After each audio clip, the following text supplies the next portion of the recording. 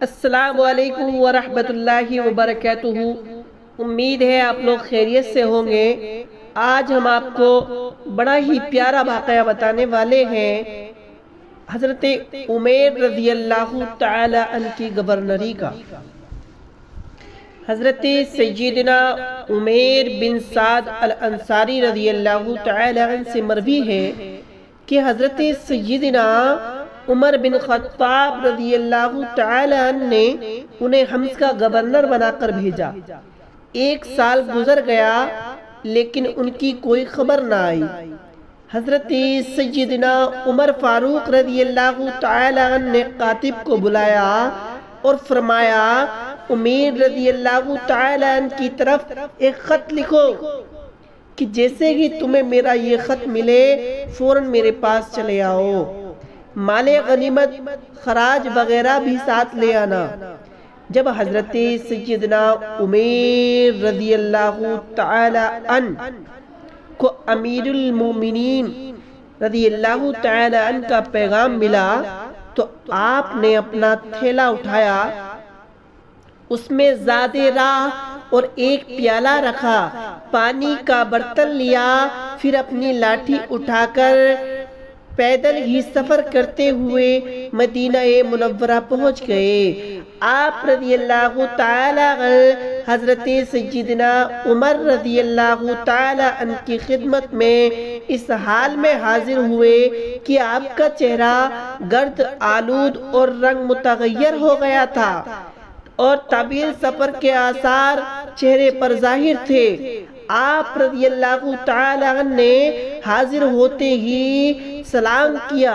حضرت سیدنا عمر رضی اللہ تعالی عنہ نے سلام کا جواب دیا اور پوچھا، اے عمیر رضی اللہ تعالی عنہ، کیا تم یہ اس حال میں ہو؟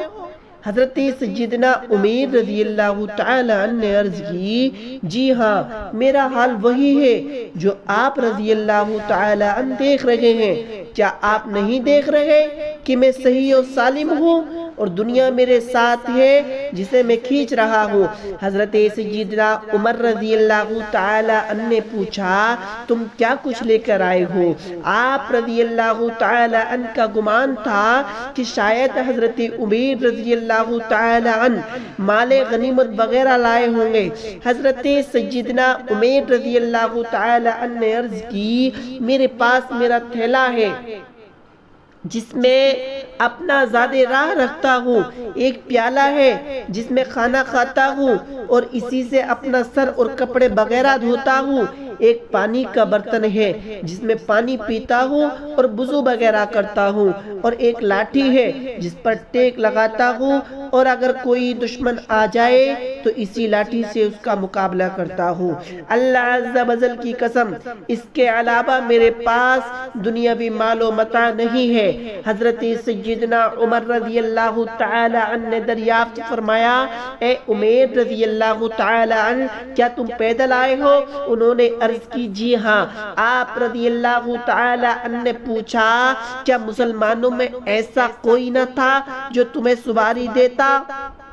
حضرت عمیر رضی اللہ تعالی عنہ نے ارشاد فرمایا، نہیں، میں نے کسی سے کہا نہ ہی میں نے کسی سے سوال کیا۔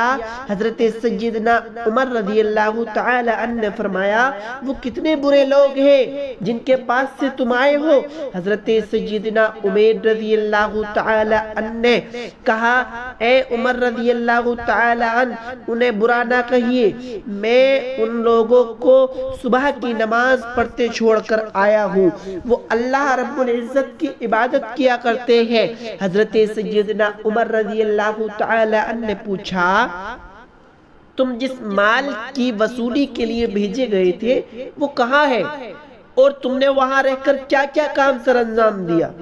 حضرت سیدنا عمیر رضی اللہ تعالی عنہ نے عرض کی، آپ مجھ سے کیا پوچھنا چاہتے ہیں؟ حضرت سیدنا عمر رضی اللہ تعالی عنہ نے فرمایا، سبحان اللہ عز و جل، میں جو پوچھنا چاہتا ہوں وہ بالکل واضح ہے۔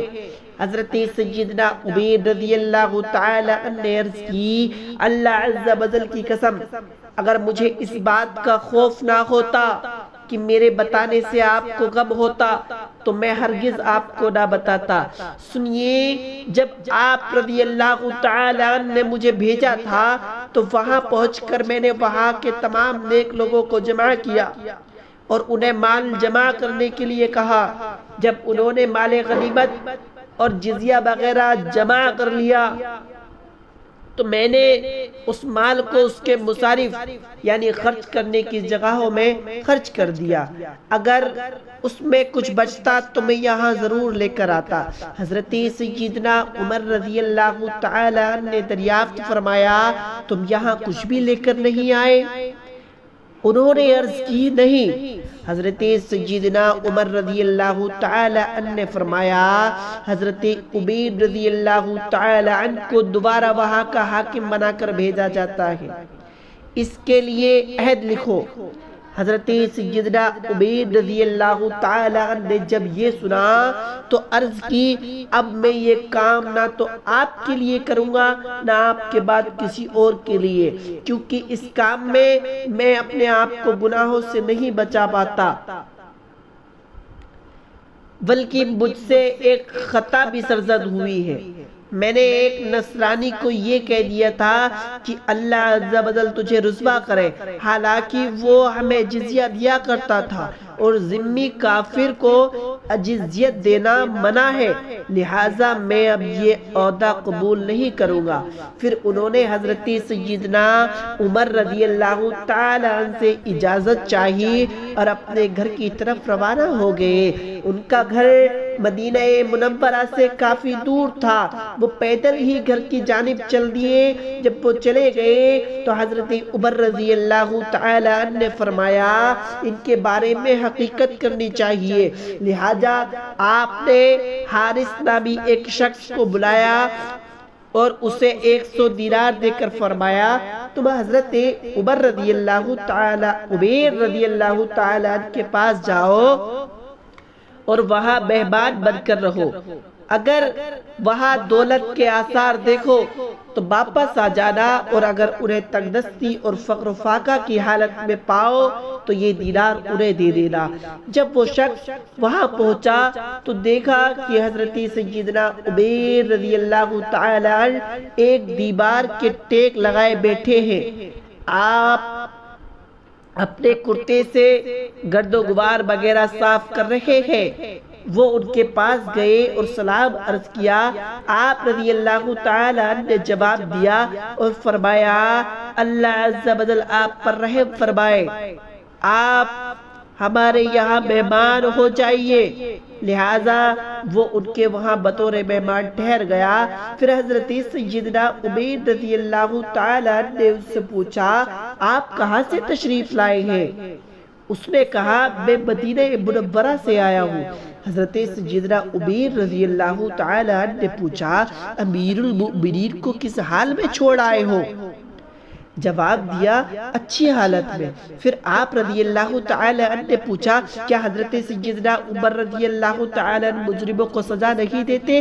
اس نے کہا، کیوں نہیں، وہ حدود قائم فرماتے ہیں اور انہوں نے تو اپنے بیٹے پر بھی کسی خطا پر حد قائم فرمائی، یہاں تک کہ وہ فوت ہو گئے۔ حضرت سیدنا عمر رضی اللہ تعالی عنہ نے کہا، اے اللہ عز و جل، تو حضرت سیدنا عمر رضی اللہ تعالی عنہ کو عزت عطا فرما، ان کی مدد فرما، بے شک وہ تجھ سے بہت زیادہ محبت کرتے ہیں۔ وہ شخص حضرت عمر رضی اللہ تعالی عنہ کے جگہ 3 دن مہمان رہا۔ آپ رضی اللہ تعالی عنہ کے ہاں جبکہ ایک روٹی ہوتی تو اسے کھلا دیتے اور خود بھوکے رہتے، یہاں تک کہ آپ رضی اللہ تعالی عنہ مشقت میں پڑ گئے اور آپ رضی اللہ تعالی عنہ کو بہت زیادہ پریشانی ہونے لگی۔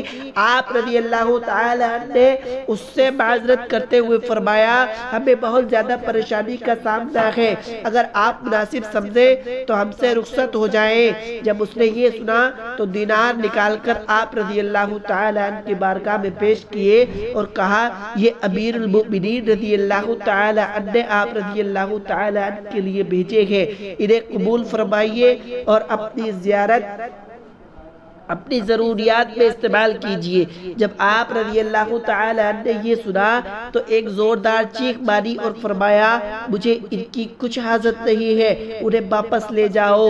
یہ دیکھ کر آپ رضی اللہ تعالی عنہ کی جوزہ محترمہ رضی اللہ تعالی عنہ نے عرض کی آپ انہیں قبول کر لیجئے، اگر ان کی ضرورت محسوس ہو تو استعمال کر لینا، ورنہ حاجت مندوں کو اور فقراء میں تقسیم فرما دینا۔ حضرت سیدنا عبید رضی اللہ تعالی عنہ نے فرمایا اللہ عز و جل کی قسم میرے پاس کوئی ایسی چیز نہیں جس میں انہیں رکھ سکتا